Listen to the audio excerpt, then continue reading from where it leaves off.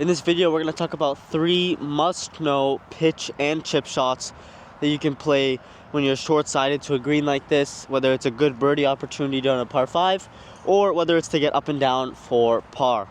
So let's talk about the 3 right now. Now, the art about talking about these 3 is that we're using the same club for all of them. I use a 60 degree. We're going to be able to play 3 different shots with this one club.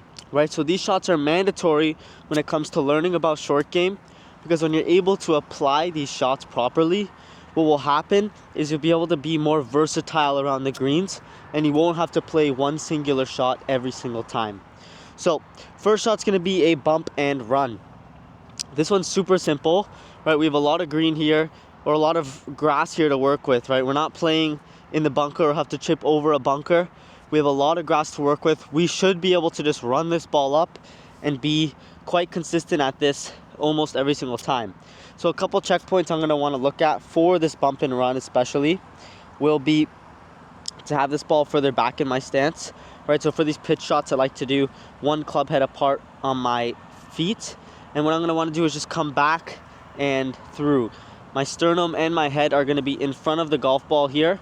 So I'm able to just chop down, get ball first, and then go through. One of the biggest things I see is people trying to pick the ball up like this, right? With their right hand coming over. What we're going to want to do is we're going to want to keep that wrist locked, okay? Be able to come through, right? In the backswing, we can have a little bit of wrist hinge, but we're going to want to come through and stop right here for this bump and run, okay? Depending on the distance, but that should be quite good. Now, we have a lot of rain today. It's just been raining.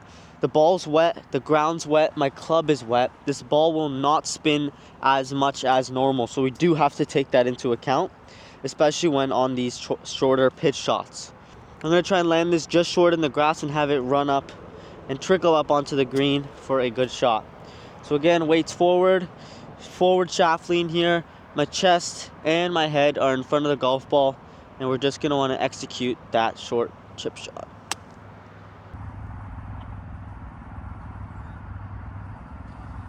Okay, so as that comes up, ends up being 6 feet.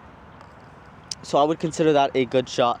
The second shot we're going to be looking at here is just going to be your standard pitch shot, where you come back and through. You're not playing this overly high or overly low. It's almost like a neutral pitch. So for this, again, head and sternum in front of the golf ball. Weight is going to be in front of the golf ball. All we're not going to do is just add as much forward shaft lean here. We just want to come down here. And again, just come straight back and through. Holding that wrist position is good, but I'd recommend even playing a little bit more wrist action here for that standard. You don't want too much here, as that's where we get to our high shot. We're just going to want to come back and through again, just with a little more wrist action. So now I'm playing this off my front foot. Again, feet are a little more than one club head apart. And now this is just going to pop out higher. We can play it a little bit longer than we did with the bump and run, and it should sit and cozy up nice close to that pin. Back and through.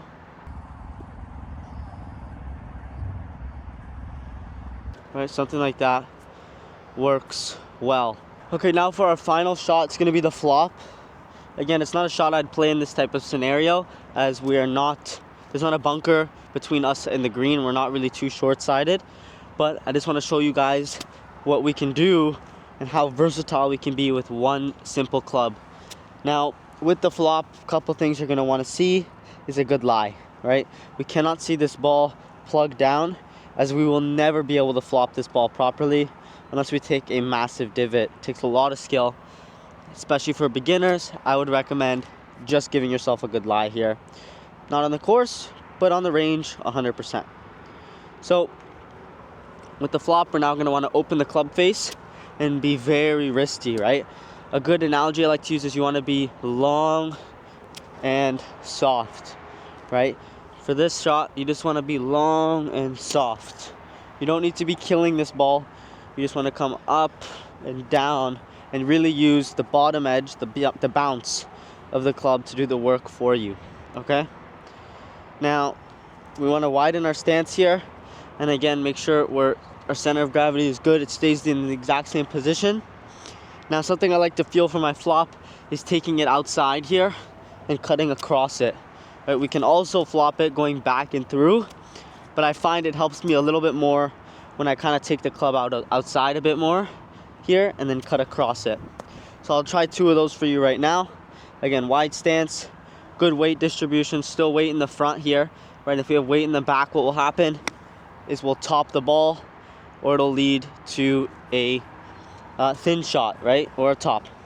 What we're gonna wanna do instead, again, is keep that weight forward, right? Once we keep that weight forward, what will happen is we'll be able to do this effectively.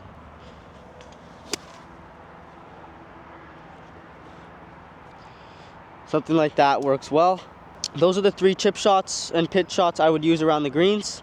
If you guys have any questions, throw them down below. And if you guys want one-on-one personalized coaching to you, click the link down below. I'm doing free 15-minute golf consultation sessions. So let's see if we're the right fit to help improve your game. Now the subscribe link is going to be down below here, and my new recent upload is going to be right here. I'll see you guys in the next one.